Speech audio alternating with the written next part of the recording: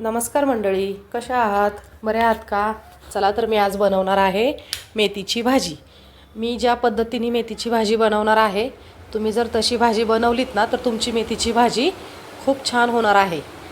चला तर मी 8-9 पाकळ्या लसणाच्या घेतलेल्या आहेत आणि साध्या मिरच्या 2 ते 3 घेतलेल्या आहेत.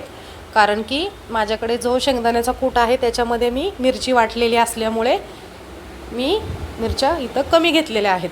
चला तर मी तुम्हाला पुढे सांगणारच आहे. कढई ठेवलेली आहे, तेल टाकलेलं आहे.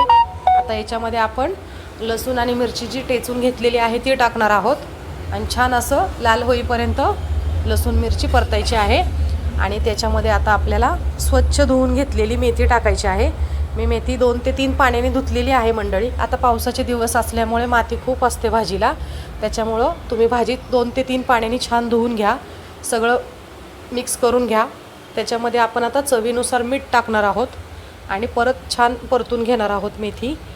आणि याच्यामध्ये मी जो मिरची आणि शेंगदाणे एकत्र वाटलेलं आहे कूट, शेंगदाण्याचा कूट, तो पण मी याच्यामध्ये घालणार आहे आणि छान मिक्स करणार आहे मेथीमध्ये शेंगदाण्याचा कूट.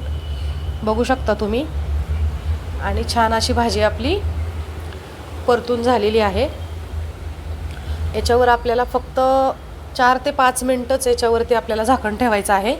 खूप वेळ झाकण ठेवायचं नाही आहे मेथीवरती. खूप वेळ झाकण ठेवलं तर तुमची मेथी पिवळी पण पडते, कधी कधी कडू पण होते आणि चव लागत नाही.